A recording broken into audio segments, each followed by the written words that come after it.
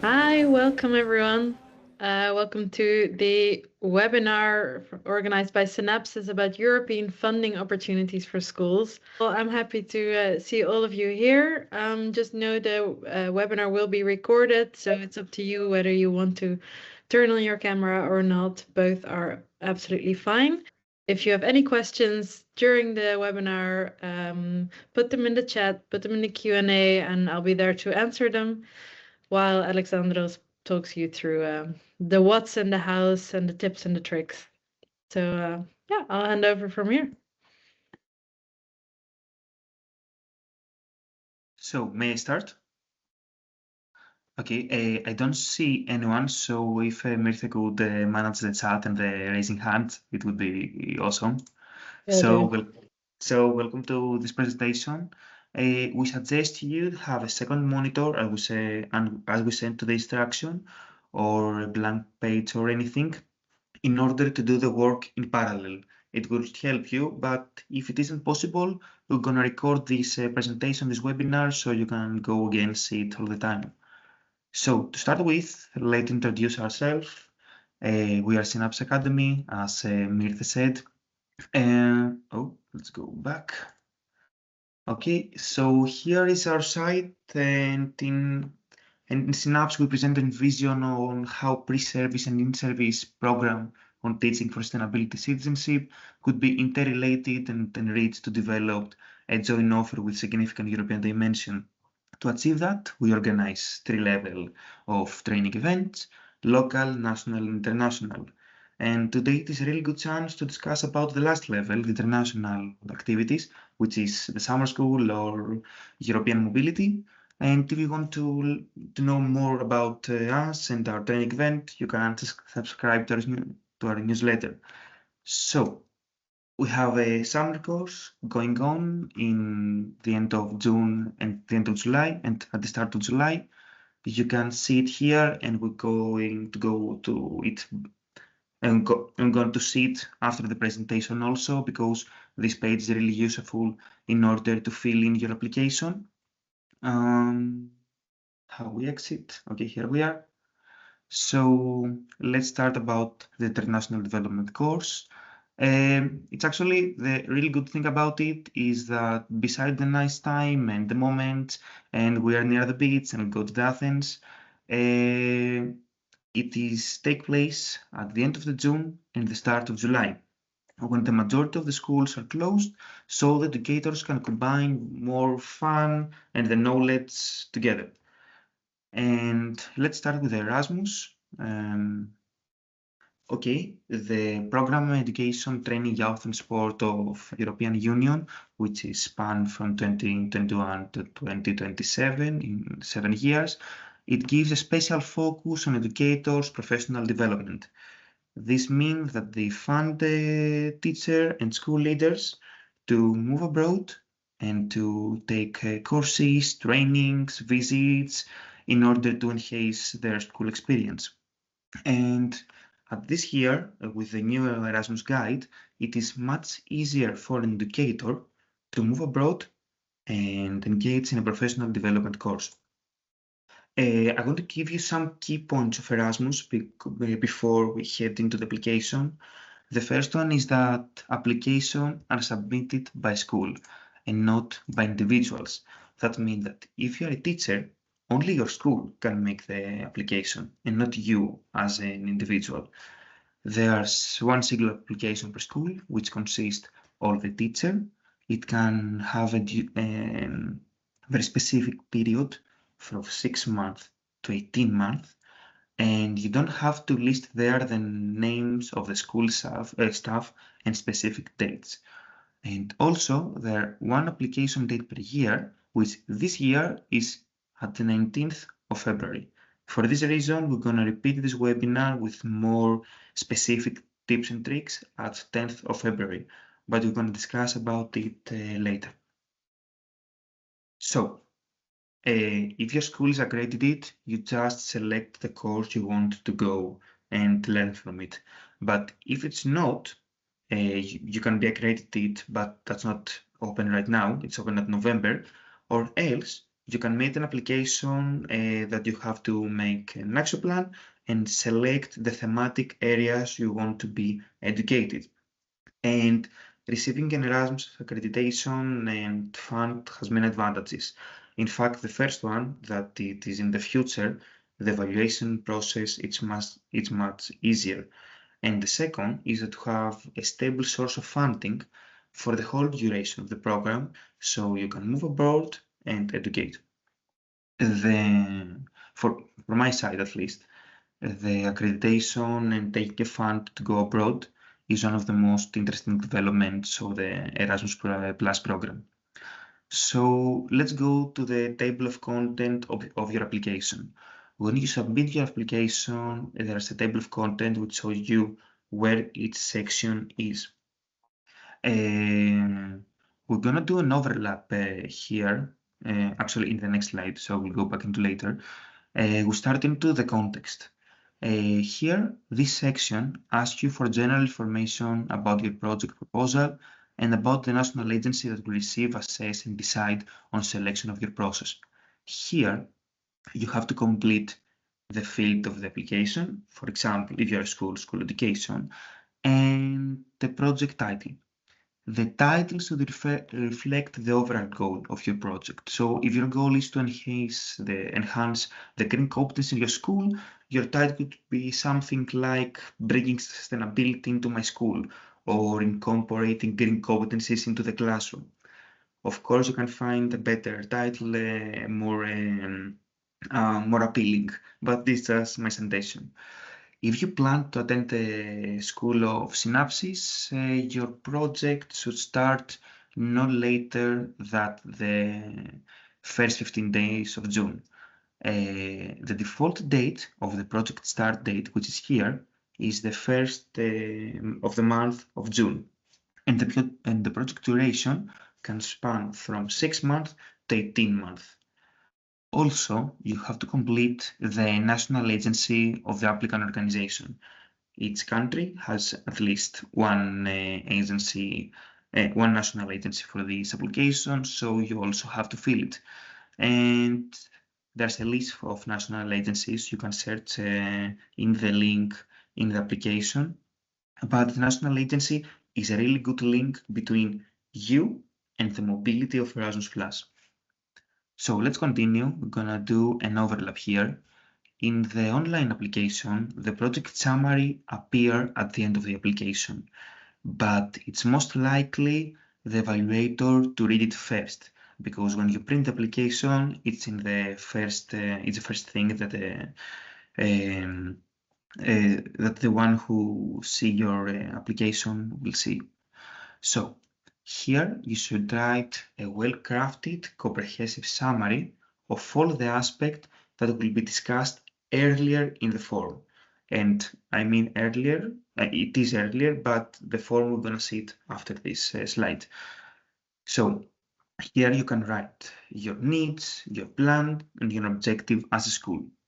Your individual motivation, your long-term goals, the activities you plan to undertake before, during, and after the mobilities, and how you're gonna communicate about this project. So in this section, we usually repeat all in the information that we have filled in the application. But here you have to show to the evaluator that you have a really clear concept of what you want to achieve and why Erasmus Plus is perfect tool for your goals. So take your time here in this project summary and try to tell a very good, compelling story why you want to use that amount of money to educate and use Erasmus Plus. Can I briefly jump in here? What might be useful for the ones that are following along now? If you want to maximize the next hour and a half, I would suggest you open a Word document for yourself. And if you hear something that Alexandros says, or if you see something on the website that you feel matches with your school's needs and your school's plans, already type it out in your project summary, so that later on when you come back to it, you actually already have an overview, and you can just copy and paste it from there, just to make your own workflow a little bit easier. Yeah, thanks, Myrthe. That's a really nice addition. So let's start with the background. So here in this section, the application really asks you to introduce yourself. Who are you as an organization? So in this part, the first thing that it asks you is if your organization is a public body, if the organization is not profit, the type of the organization. Don't worry here, you don't have to reinvent the wheel. There's a list, and you select what your organization is close. But does your organization provide any formal education? You have to complete all these things. So in the first question, it asks you what your organization's main activities. Of course, you have to describe your main activities, what you do as a school, and what is your field of application. Each teacher has to complete its own field of application. In the third question, it asks you to describe the learners concerned about your please describe the learners concerned by your organization daily work, what their profiles and age groups. In the third question, you can present the project team that has created this application and they're most likely to be involved. Here, you don't have to give names, just profiles, but it would help if you could elaborate a little bit in the type of teacher that are going to be involved. And also here, it is your chance to give them a reason, to explain the reason why those type of teacher are going to engage and what are the competence they carry together and why they're good applicants. Also, you have to add how many years of experience does your organization have and the number of non-teaching staff, if there's any. Moving forward to the project objective, in this section you should define the objective of your organization wants to achieve by implementing the key action 1 mobility activities. In the first question, it's really crucial to answer in parts. So the question is, what are the most important needed challenges your organization currently face? How can Erasmus Plus Mobility Project help improve your organization for the benefit of all the learners? Please illustrate your answer with concrete examples. So the right way, in my opinion, to answer this question is to cut it into parts. So in the first, what are the most important needed challenges your organization is facing? Here you have to identify the main areas for improvement, such as management competencies, staff competencies, new teaching methods, and so on. The best way to answer here is to address each challenge separately and write a paragraph explaining every challenge you have.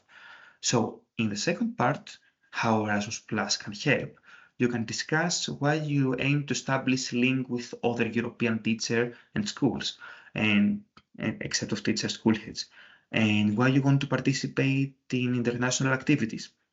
You can include here the Kringkop that you can find in the key links of our webpage, which I will show you later. Let's give an example.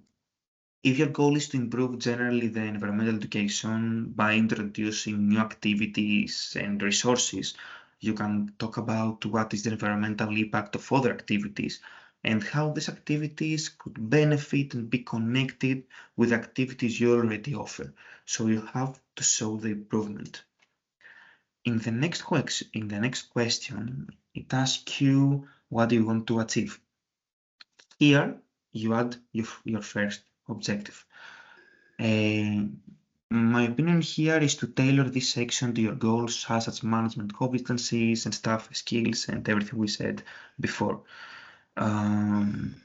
Let's go here. What do you want to achieve?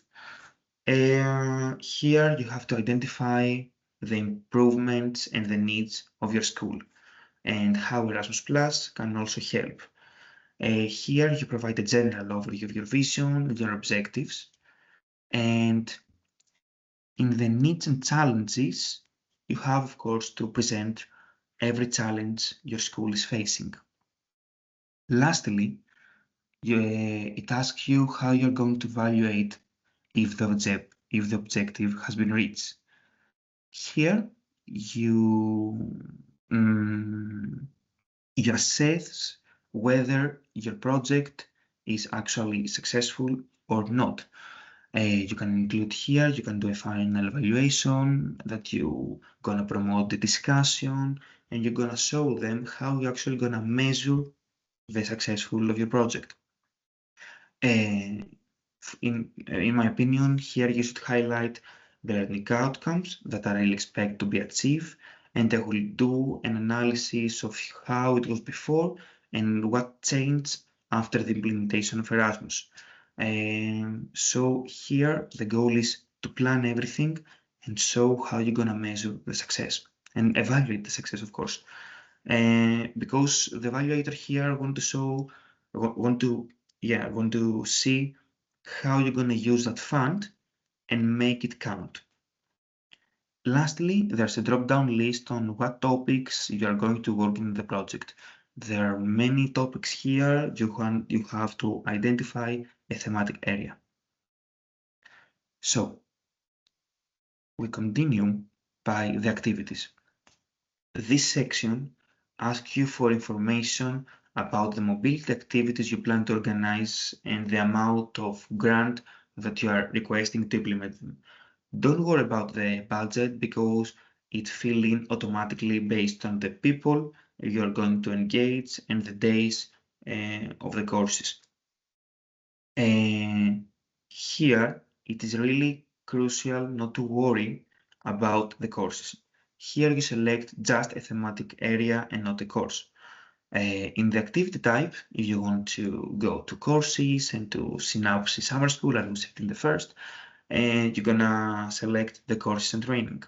And also, you have to fill in the number of the participant, and keep in mind here that only 3 persons per course can attend, and the duration of the days.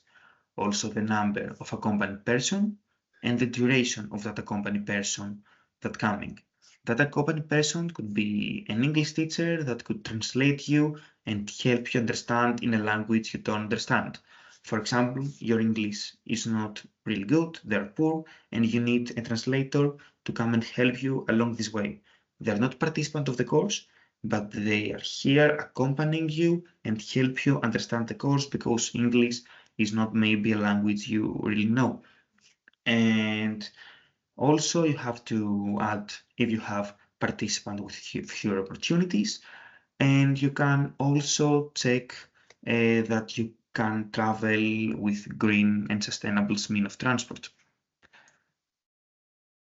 So here, it is really important to know that the duration of the days of each core can vary between 2 days and 10 days. So Europe can fund you up to 10 days for courses and at least 2. And the number of participants is a maximum of 3 persons per course. But the thing here is that you can select many courses. So you go, for example, you have 6 participants, they can split into 2 courses. Let's see an example. Imagine that we have 9 teachers who want to attend 3 different courses in Greece that can take place in the same times or in a different time frame. Here, you select 3 courses and you assign 3 participants to each course. It can be 2, it can be 1, you can separate 3 teachers into 3 different courses. There are no limitation, but they can go up to 3 people per course. And also, this is, from my side, a really good example for every school to use, because by separating 3 or 9 teachers into 3 different courses, you can actually implement here, except from a whole school approach, you can blend the knowledge. So, for example, if your school is exploring some similar opportunities, it can go to the SYA website, find 3 different courses, enroll in the 3 different courses with the Erasmus funding, and when you go back home, you can say to the application that we collaborate all this knowledge. We take knowledge from SYNAPSES for sustainability citizenship. We take knowledge from a course about, for example, food waste, and another from nature-based solution, and we actually combine this knowledge in order to use it in our school and learn from each other, which, in my opinion, it's a really good point in your application. Yeah. Alexandros, Yeah. Sean in the chat asks, is 3 the maximum numbers of participants from each school that we can apply for funding for? It's no, it's not 3. 3 is the maximum number that can assign to each course. So it can be, for example, 10 teachers and assign 2 teachers to the first course, 3 to the second, 3 to the third, and 1 to the fourth. There's a not maximum number of participants a school can send, but it has to be logical because the reviewer is going to see your application, and if, for example, you are a rural school with 5 teachers, of course you cannot send all teachers in a mobility because who is going to teach? It's really simple. But there's not upper limitation, but you have to be realistic here. So let's go to the courses and the training. It's a really crucial part for the application. And in the first section, the question, you have to mention the skill and the competence of the team. It asks you to describe the profile of the participant and the content. You have 30,000 characters, but be specific here. We don't need names, we need competence and skills. What are those teachers gonna bring from the summer school and how they can enhance their competence from the summer school. In the second question, it asks you the learning outcomes. Well, here you have a chance to describe the learning outcome of the course, and if you want a tip here, many courses have the learning outcome in the description, and as I will show you later in our website, there are some parts you can take and you can use them in your application, but of course you have to change it and you have to shape it into your own needs. But the learning outcomes is really crucial to write how this course is going to benefit you and how those learning outcomes are connected with your objective. In the fourth question, it asks you to which objective this course can contribute. And a limitation here is that every application has up to 5 objectives. So you can link it with all 5 objectives, you can link it with 2 objectives. It's a really good point to have 5 objectives. And I hear some noise. Someone want to speak? I'm not sure what it was, but I will ask a question in a second from the chat, but for now, keep on going. Okay. So in the last question, there's how do you find or how you're going to find your hosting organization for course training, and what profile of organization are you looking for to host these activities? Here, you could write something like our key criteria are high quality expertise in the thematic area, proven experience, they have a strong capacity for pedagogical innovation. You have to show here that you try to find the best organization or the best group of organization to give you dedication. And furthermore, you can know that as a school, you want an accredited course. We're going to find through dissemination activities and through maybe a newsletter. Here you can mention, for example, that you are already registered to the SYNAPSES newsletter, which offer you courses. Or you can also add that we are already signed up to the SYA website, which always updated with new courses. You have to show to the reviewer here that you are seeking for professional development courses and you are available for new challenges. So you have to say that to show that we're not gonna take the money and go for holidays, but we're gonna actually use them for a really good reason. That seems fair. There's a couple of questions, if I may Yeah. briefly interrupt. There's one question about the objectives, which is why is it, you said 5 objectives, why 5? Is this an optimal number or is it a minimum? Yeah, really nice question. You can add up to 5 objectives. This is the maximum number. Showing to evaluator that you have many objectives, that they are in the same direction and not 5 objectives with different direction, so that you want to make a big change and you want to actually do something.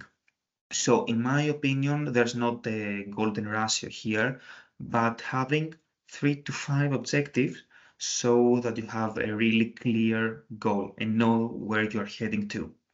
Yeah, great. And then the second question is about the number of participants again. Someone Oh yeah, asked, can I participate in one course and join a second course as an accompanying person to facilitate my colleagues as they're the English teacher?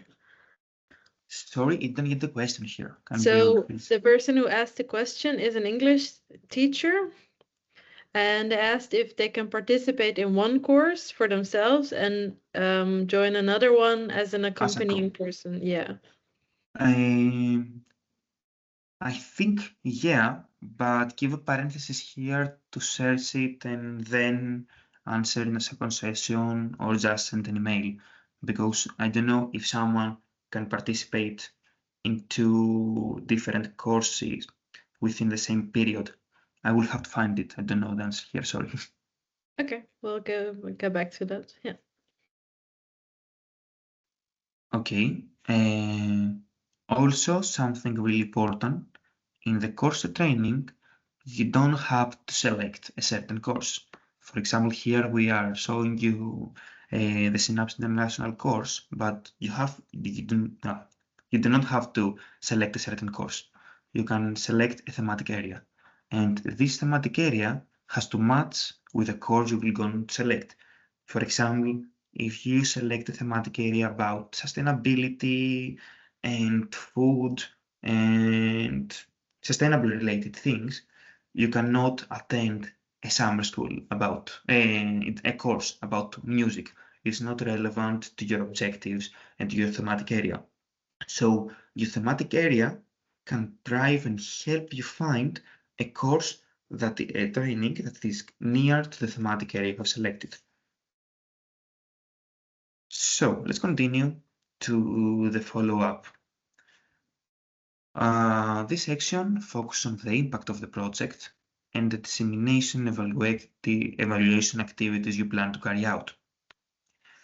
The first question asks you, what will your organization do to contribute to the basic principle defined by the quality standards, inclusion and diversity? And the second question asks you, please describe your project team and the division task in it. Who will participate in the project team? Please mention the person roles, position, expertise, and not their names. How the key project tasks have been divided among the project team, selection of participant, preparation of participant, supporting participant during the activity, defining the learning programs, recognition of the learning outcome, overall supervision, and ensuring the respect of the quality standard. So in the first question, in the second question, you have to show the competence the people have and not giving the name, the role of those people, and how they're gonna use all the knowledge from the courses to incorporate it into their teaching practices. Also, how you're going to integrate the results of the implemented mobile activities in your organization regular work. You have to give either specific examples if you have, or to say here that we already do some activities, we're going to enhance them, and we're going to show some results. In the last part, it asks you about the dissemination, how you're going to promote these activities. How you're gonna share the results here with your organization, with the public, and with the European Union funding. To be honest here, I think nobody expects you to do something really big because the amount of money are only for mobility and a really small amount for money for school. So you have to ensure here that the impact goes beyond your organization. And here, try to be creative, but not say something you cannot really do. Nobody expects you here to invest many money. Maybe say that we're gonna have a discussions or forums with parents.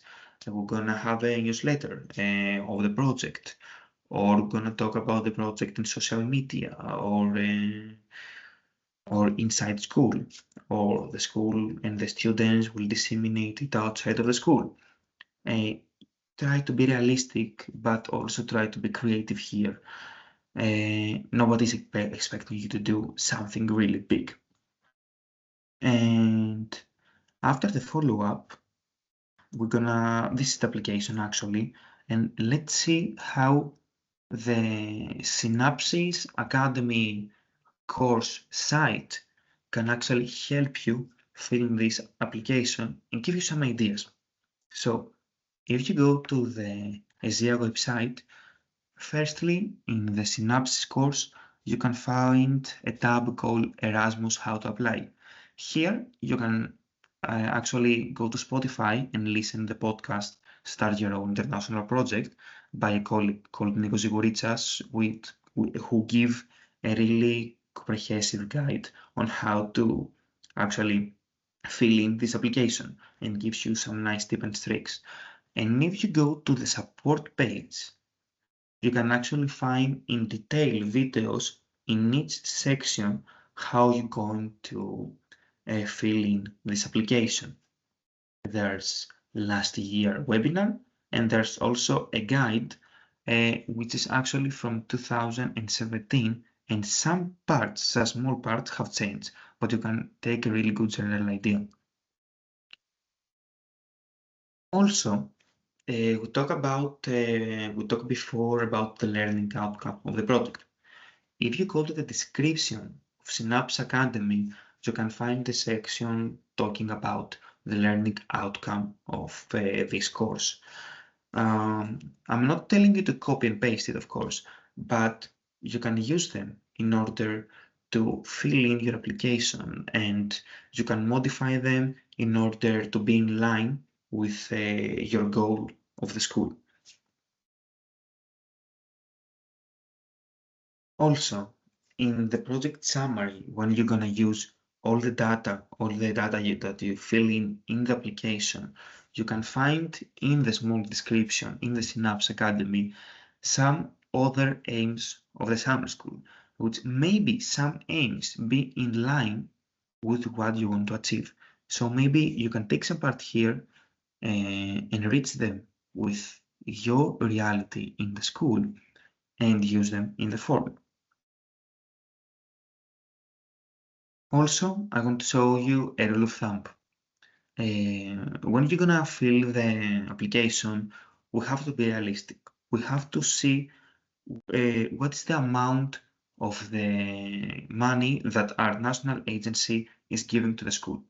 So my proposal here is look 3 years back at the size of the project and focus on the project that has been accepted. Be sure that the budget of your application is neither too low nor too high. A rule of thumb is budget around 10,000 or 20,000 euros are the best case for not accredited school.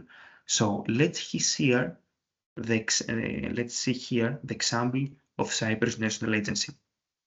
The majority of the project that has been approved are between 15,000 to 30,000.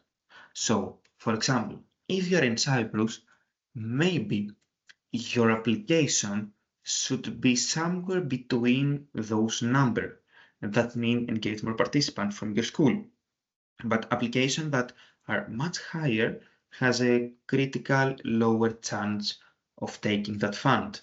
except you're an accredited school and the funding the operation here is much easier.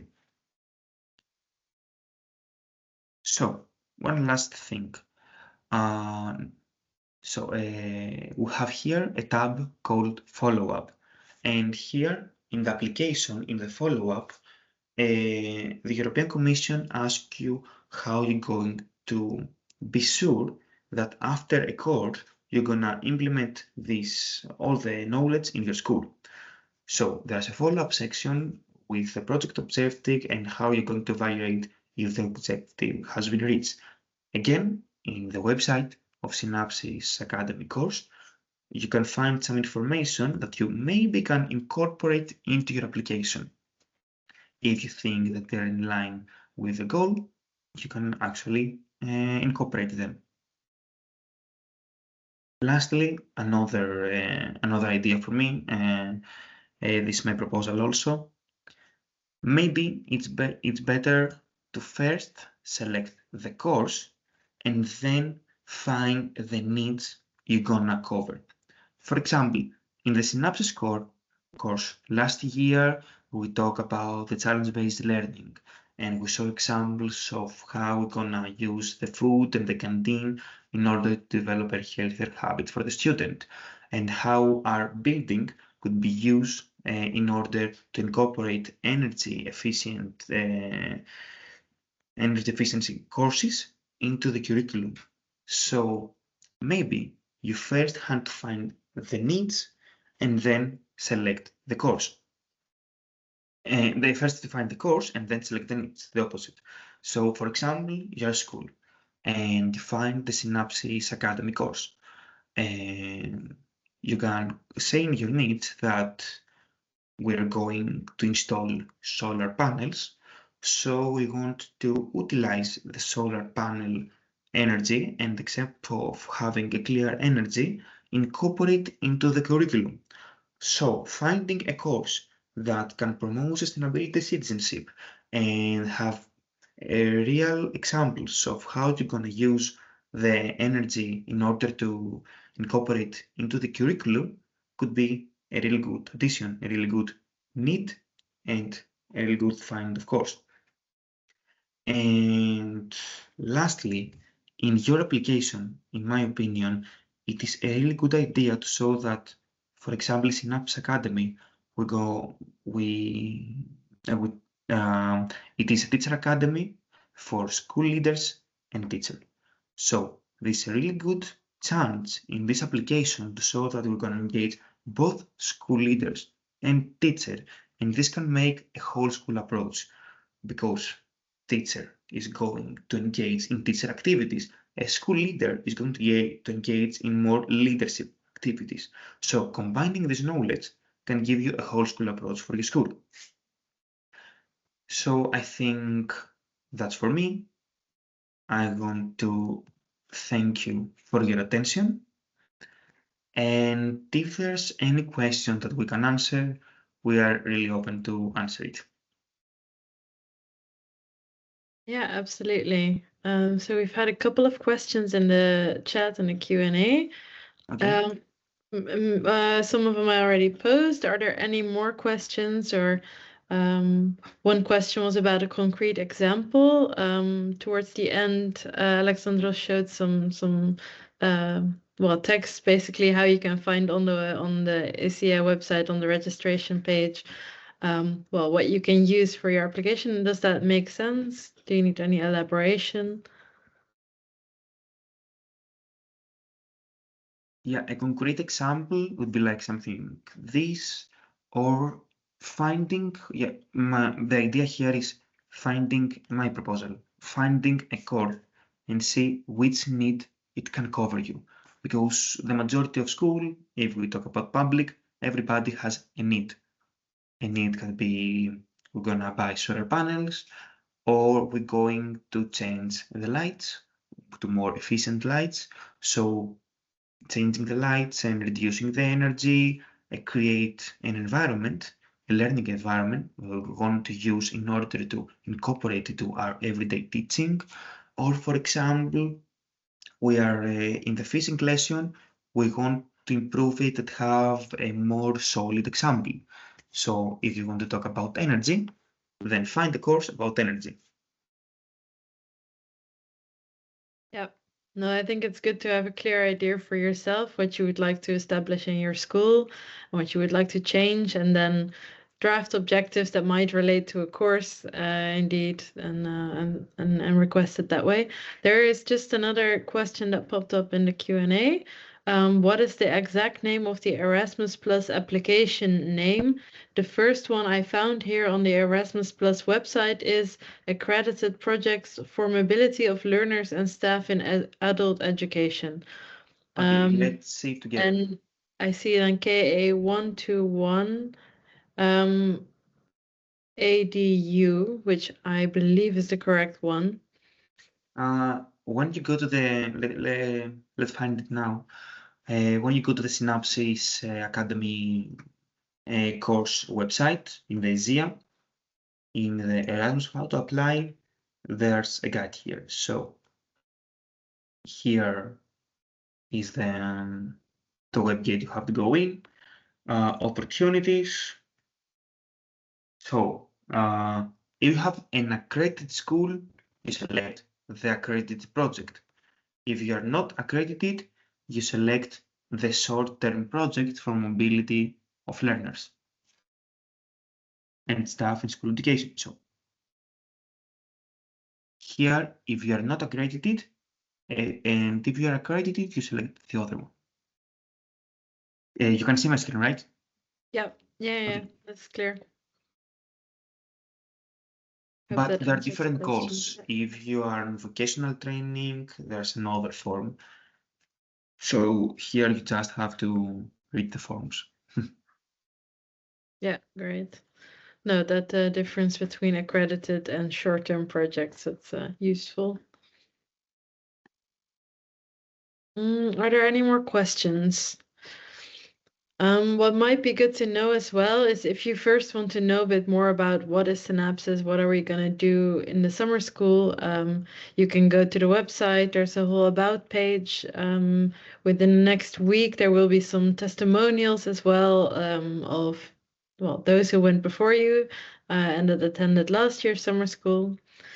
Yeah, on the ICEA website as well, where you can register for the summer school. You also find the program for from last year, so you can see what happened and what you might learn this year as well. And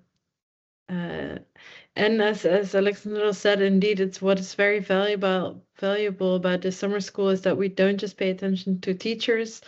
We have a separate school leader program that we developed within, initiated by ESHA, by the European School Heads Association, and in collaboration with all partners, to really see how we can support teachers and our school heads as well in this transition, and to support teachers. So we would also very much recommend that when you apply, maybe apply with your school head and then 2 teachers for the same course, so that you can really make an impact by coming to the summer school. So yeah, it's good that you can see the program now. Yeah, there's a separation between the teacher program and the school head program. Yeah. And something that right now you didn't highlight yet is that although the summer school is all about professional development, there's always a couple of more fun elements. That we are in a beautiful resort. There's the video that I shared with you. I don't think we can hear the sound now, but You can hear the sound now? No, you can see it. Oh, I'm sorry about that. But everybody have their video in their email, so they can see it. Yep. And of course, here you can find some key links. And for example, Green Deal or the Green Comp is a really good addition. The Green Comp framework is a really good addition in your application because you show that you are in line with the European values, with the European aim, and your school is in line with those values. so that give you an extra boost on your application. Yeah, for sure. We just had another question saying, what do you think is the best course for a humanities teacher? It seems the program is very science focused. Yeah. Humanity teachers. Well, first of all, I would say, although sustainability very much comes from a science background, that is true. I think it's also good to note that the idea behind Synapses is a broader systemic change which can be implemented in every course. So I think actually for a humanities teacher, this will be very useful, very applicable, especially with everything that's going on in the world right now. So um, it's not I mean, of course, many of the partners on the project are from a STEM background and are indeed more science oriented. I think this will be a great course for humanities teacher, but of course, I'm going to praise Synapses. Should I add something Yeah. here? In the sustainability citizenship and this concept is about changing the habit of the student. So from a more social side, I think to do a systemic change to a student belief, it's much more than science and numbers. But this is my opinion. Of course, I praise synapses also. But in Asia, if you go to the training, you can find past event and current event. So you can find anything that really matters to you.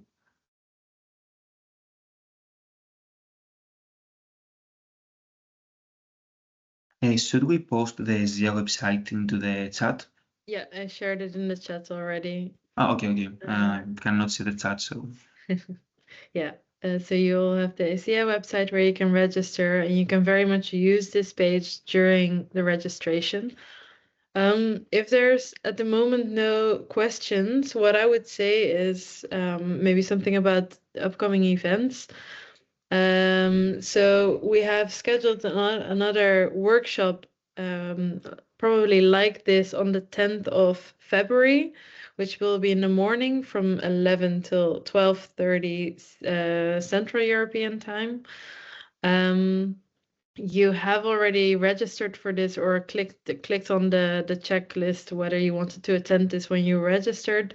But we will send a link for that soon as well. If you prefer to send a colleague or someone else, that is fine as well. Feel free to invite anyone. What we're not publishing quite openly right now, but that we will share here with you, is that we'll open a question room for very specific questions 2 days before the application deadline. So that will be on the 17th of February, where the application deadline is on the 19th of February. This is again a Monday. So that once you have filled everything out, once you've done everything for yourself and you've created a plan for your school, but there's something that you're still unsure about, feel free to jump in and ask any specific questions. And we'll share the link for that as well via email. I just saw that there's another question in the Q&A. Can you guys share an application from the past that was successful? I think that's a difficult one, but I will ask. I don't know about I don't know about the GDPR reason, if that's gonna be shared. But I think you can find many examples on the internet if you search about already applications. Yeah, for us, it's, I think, a bit more sensitive to share this kind of data, but yeah, because that data actually include the numbers of schools, number of participants, it's sensitive, yeah. But I think what is very important to reiterate, the message that Alexandros presented earlier, is that all the elements that you present in your application have to work together towards a bigger goal. And if you've developed a vision for your school or for your teaching that you want to establish, and you make sure that all the parts, all your objectives, all your learning goals, they work together to support that goal,